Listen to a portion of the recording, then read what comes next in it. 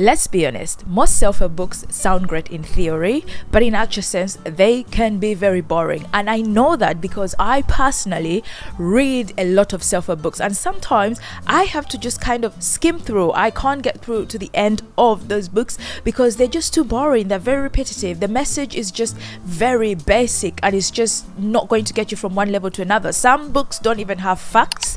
Some books don't have anything backing up whatever they are claiming, and it can be a little bit daunting to read them because you're like, where is the theory, where is the backup? But no further than that, I have got a couple of books that I actually can read more than 10 times because these books end boring only if you decide to put action in them. If you decide to do something about them and actually read them for what they are, then you won't find them boring like I did. Hopefully this video is going to help you, and if you're someone who enjoys that, subscribe as well. So hey, for those who don't know who I am, my name is Lucia Kao. I have a degree in law and also a somehow master's in law as well. But I decided to quit that and pursue a dream of reading a lot of books outside the law part of books, but the self-development books, because I know what they can do in your life. But anyways, I am a serious self-help book reader that channels all the knowledge that I read from these books, shares it with you, and you decide what exactly you want to do with these books. If that is something that is up your stream, please do not forget to subscribe.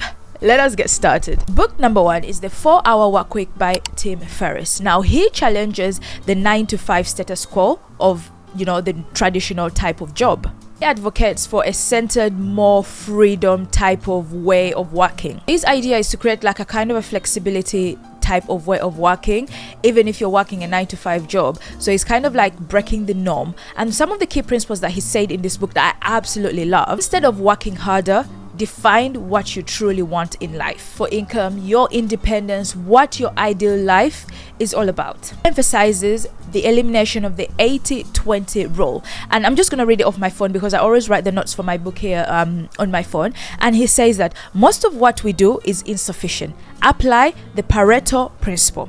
80% of results come from 20% of effort. So in everything that you kind of do, the effort is what matters. The hard work that you put in, the consistency, the discipline, where you want to go in life, that is actually what matters, and that's what breeds the results. He also talks about that avoid unnecessary meetings, avoid unnecessary emails, things that are going to take up your time, just avoid them. Things that are going to lead you to the end goal, just avoid them. Things that actually pile up and make your 9-to-5 a very difficult, time being there, then get rid of that. He also says in this book that use the Parkinson law. And the Parkinson law itself, from what I wrote down here, it's a principle stating that work expands so as to fulfill the time available for its completion. So technically it means that whatever time you set for a particular task, you're going to take all that time to complete that task. For example, if you give yourself a week to write a short report, trust and believe it's going to take you a week to finish writing that report. Yet you could have allocated 3-4 hours to write the report and finish that report. So basically, you have to allocate time to the task that you feel important. But if the task does not require a lot of time, then there is no point for you to put a lot of time and effort on that task. So it's about working efficiently. I love this book basically because of how it allows you to look at your work, your job, in a very different light or in a different perspective. I remember picking up this book because I didn't want to do a 9-to-5 job, and I think I was just about finishing my degree in law, and I said to myself, you know what, let me pick up this book. Maybe it would enlighten me on what I'm going to prepare myself to do. I picked up the book, I read this book, and I was so stunned. But then it made me realize that I don't think a 9-to-5 job is mine, and I've never done a 9-to-5. The key takeaways from this book itself, it says that success isn't about money, it's about designing a life where you have control over your time and income. Great book. I advise you to pick up this book. However, be warned that this very particular book is quite a big and heavy book. So you may be put off by reading it, but take it bit by bit and actually you won't find it boring. So the next book is Lessons in Stoicism by John Sellers. Now, this very particular book is a small book. It's not a massive book. And oh my God, I remember reading this book on the train as I was heading to London, and I was getting off at London Victoria. Honestly speaking, I didn't even realize that I was at London Victoria. I kept on highlighting and highlighting and highlighting this book to an extent that we got to the station and they were like, you have now arrived at London Victoria. Please remember to take all your belongings. And I was like, oh, okay, it's time for us to go.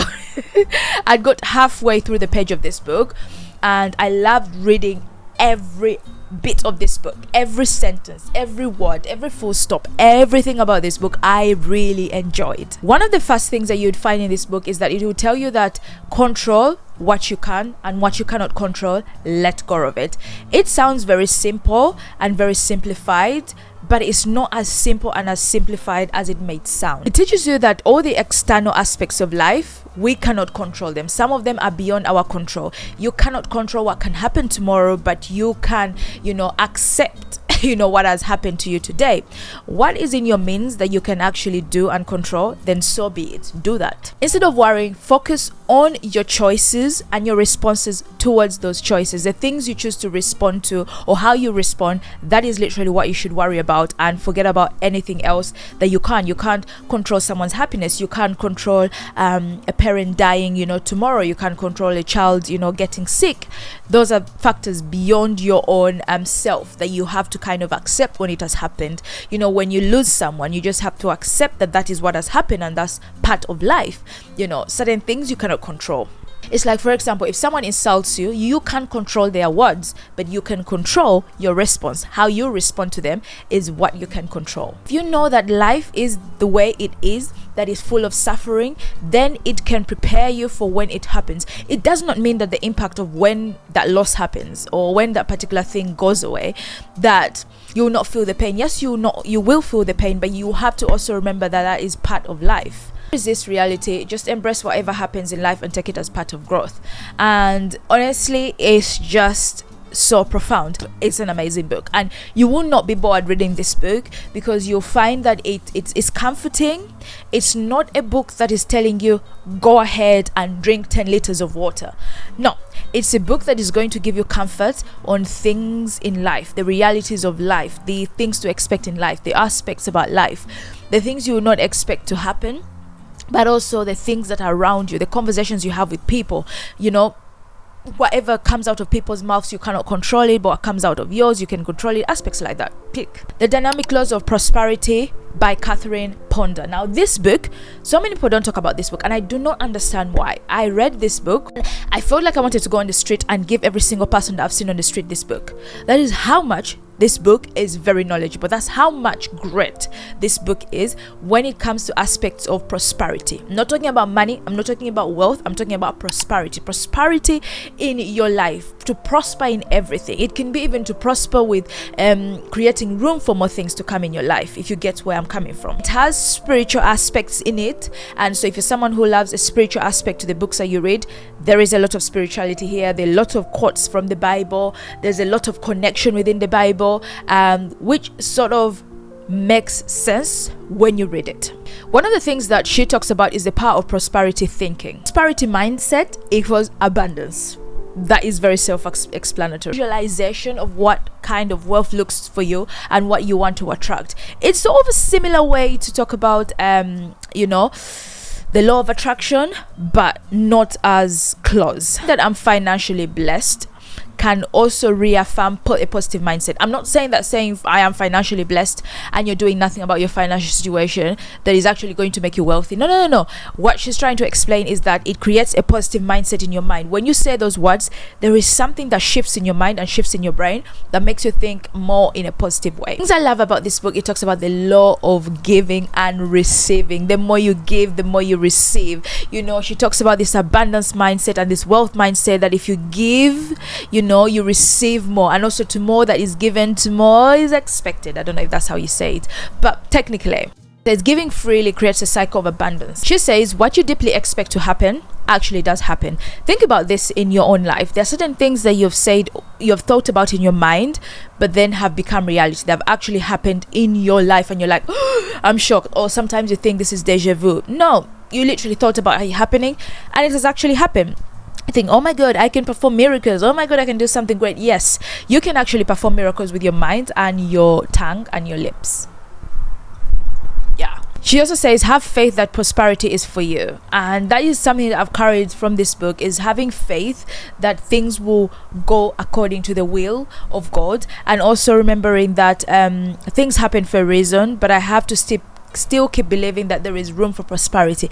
Every loss is also prosperity on the other hand. You know, when one hand falls down here, another hand rises. They both don't fall down at the same time, though it may feel like that because one may be heavier than the other with the weight that is carrying, but in actual sense they don't. Number 4, Atomic Habits by James Clear. Now this book, if you haven't heard about it, you've not been on the internet for a very long time, and welcome to the other side of internet where we love the book Atomic Habits.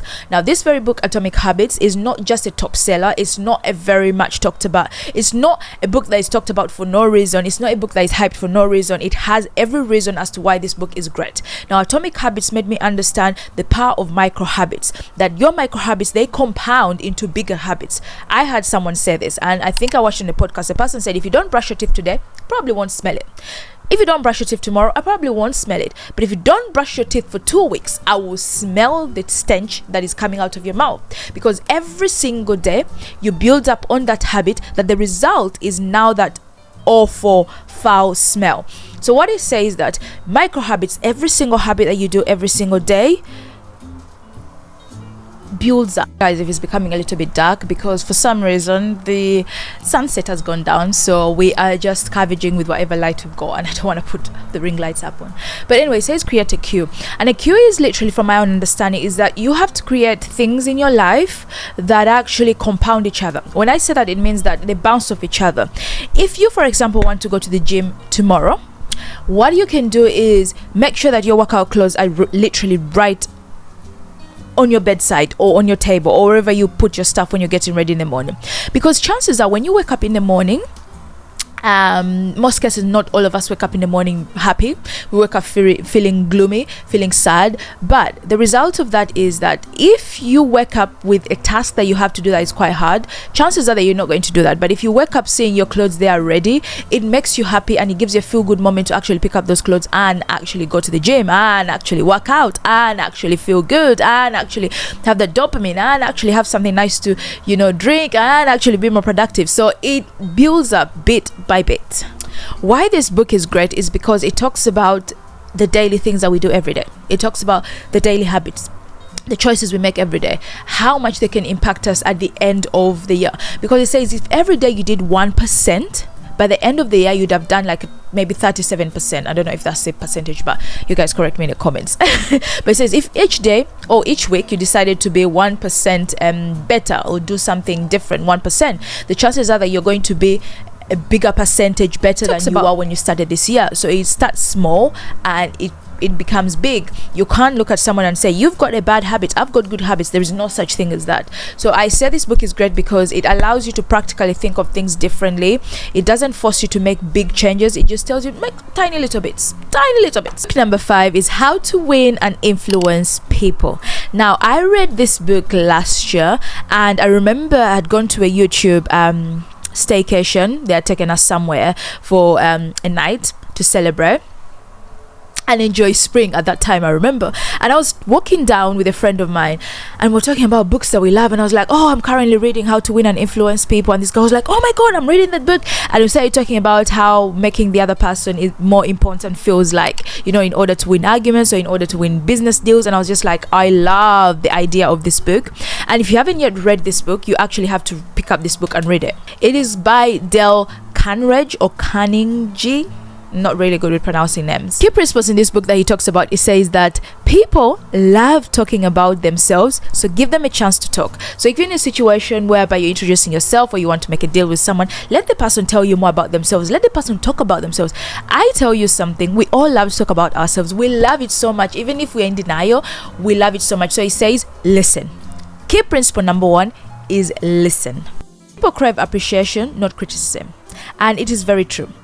When we are highly appreciated, we tend to do more. When we are not appreciated more, we tend to feel like instead of nitpicking their mistakes. Like I had a house viewing today. I went to see a place, and after we talked to this lady, I was like, oh, how many other house viewings are you having today? And she's like, oh, 3 or more are coming today. And I'm like, oh my god, well done for actually, you know, having that strength to talk to different people as they come in the building, like one after the other, and you know, keeping a happy smile and a lovely face. And I kid you not, we created a relationship or kind of like a bond in a way, I think, on my end, because of that small little chatty conversation we had together. He says that arguments rarely change mind, always seek understanding in every situation that you're in. Everybody has an opinion, bad or good. Seek the understanding of as to why they have that opinion, and then walk through it in that way. Arguing to make yourself feel important, you can never influence anyone by arguing with them. You can actually influence them by trying to understand their point of view and where they're coming from, because not everybody is wrong. We all think that people are wrong, but people have a reason as to why they do certain things, and if you only understand and listen to their reason, then you can actually win and influence them. This book is just so good. It goes on and on and on. There is also another point that he mentions, that people's names, always remember people's names, and I'm so bad with that. I am really, really bad at remembering names, that I have to kind of like rhyme or say them over and over again to remember, or remember the description of how these people look like. There is a book, I think, on memory, on how to remember names, or blog posts that I've seen that I really want to get into. So that is going to be my mission this year, to try and see if I can get and read the books that actually teach you how to remember people's names and how to attach a name to a person without forgetting. Because let me tell you something, guys, the most attractive, sexy thing is when someone that you have met for the first time remembers your name the second time when you see them. I'm like, sorry, you remember me? That has happened a couple of times, and I'm very impressed. And I always think that I'm not impressing people as much because I am forgetting their names. I remember one time a friend came to me and she said, do you remember me? And I'm just like, yeah, I do, but I can't remember the name. And she's like, Lucy, I have met you like 5 times and you can't remember my name. And I'm like, definitely I'm not in your good books now, eh? The one take from this book that I want you to take from here, that I can allow you to think about this book, is always make the other person feel more important. Once you make another person feel more important than you have won them over. It doesn't mean that you're less of, or you're nothing, or you're underneath them, or you're beneath them. No. You want to influence that person, right? You want that business deal, right? You want to have that kind of benefit from them, right? So make them feel important, and trust and believe they'll crave. So the whole key takeaway is like, treat people with respect, be genuine with your compliments. Remember that you have to listen to people as much as you want to be listened to, but make sure when you have a conversation, 80% is you listening, 20% is you talking. That's my theory. So these are the books that you will not find boring when you're reading. They are not your traditional books of, I always say this, wake up in the morning, drink water, go to the gym, sleep at this time of the day, well, that kind of thing. No. These books challenge you. They seem very simple with the tasks they talk about. They seem very simple with things they talk about, but I kid you not, they are not as simple as you may think.